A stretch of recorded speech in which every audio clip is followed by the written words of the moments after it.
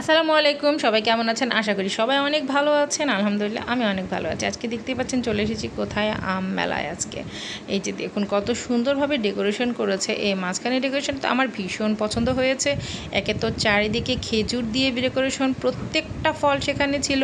আর এই যে দেখেন এই রাউন্ডটা জাস্ট আমি দেখছিলাম আর ঘুরছিলাম। এই যে কাঁঠালটা এত বিশাল ছিল, অনেক বিশাল ছিল। তারপরে যদিও এখানে আর বেশিক্ষণ দাঁড়ায়নি, চারিদিকটা ঘুরে দেখানোর জন্য আপনাদের চলে গিয়েছি যে চারিদিকটা একটু বেশি করে ঘুরে দেখায়। অনেক বড় কাঁঠাল ছিল এই জায়গায়। তারপরে ছিল বিভিন্ন, এই যে এইখান থেকে দেখেন এইখানে বিভিন্ন ধরনের ফলের ভ্যারাইটিস ছিল। আপনারা যারা এখনও জাননি তারা অবশ্যই ফল মেলাতে চলে যাবেন। মেলাটি থাকবে 3 দিন। এই যে এখানে দেখতে পাচ্ছেন বিভিন্ন জাতির এখানে আম, বিভিন্ন জাতির লাউ, এই যে এখানে বাঁধাকপি। এখন কিন্তু বাঁধাকপি সিজন না, তারপরে কিন্তু এখন বাঁধাকপি নিয়ে চলে এসেছে এখানে। এটা হচ্ছে ব্যানানা ম্যাঙ্গো। এত বড় সাইজে ব্যানানা ম্যাঙ্গোটা ছিল যে আমি দেখে ভাবলাম যে এত বড় সাইজে ব্যানানা ম্যাঙ্গো একটু আসলে হাত দিয়ে দেখে যাক।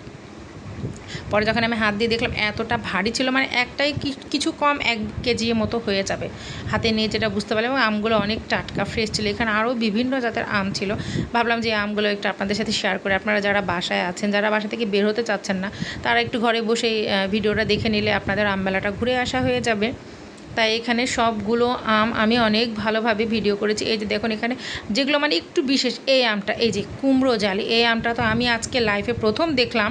এই যে দেখেন আমার বিদ্যার চেয়েও বড় আমটা, অনেক বড়, অনেক মোটা আমটা। আমার দেখে ভীষণ ভালো লাগলো। ওদের সাথে কথা বলছিলাম যে এটা সেল করলে, এই আমগুলার মধ্যে যদি ওরা সেল করে তাহলে ভালো হয়, আমরাও আমগুলা নিতে পারি। পরে ওনাদের সাথে কথা বলে জানতে পারলাম যে ওনাদের থেকে চারা সংগ্রহ করা যাবে। তো আমার যে আমগুলা বেশ পছন্দ হয়েছে, সে চারাগুলো আমি কোথায় কালেক্ট করতে পারবো সেগুলো সম্পর্কে আমি একটু বিস্তারিত জেনে চলে এসেছি যে কোথায় থেকে এগুলো কালেক্ট করতে পারবো। আর এখানে তো বিভিন্ন প্রজাতির আম ছিল। আপনারা বাচ্চাদেরকে নিয়ে আসলে কিন্তু এই আমগুলো ওরা চিনতে পারবে। শুধু আম না, আম মেলা বলে যে শুধু আম পাবেন তা না। এই যে দেখেন এখানে বিভিন্ন ধরনের গাছ আছে। এই ভ্যারাইটিসের গাছগুলো তো অনেক সুন্দর এবং প্রাইসগুলো অনেক রিজনেবল। আমি যেটা দেখলাম প্রাইসগুলো অনেক রিজনেবল প্রাইসের মধ্যেই হচ্ছে যে সবগুলো। এই যে শেষ বেলায় এই যে আমরা আসছিলাম আসলে দুপুর দিক গড়িয়ে, ঠিক এখন এই যে সন্ধ্যা হয়ে গিয়েছে, এখন বিদায় বেলা।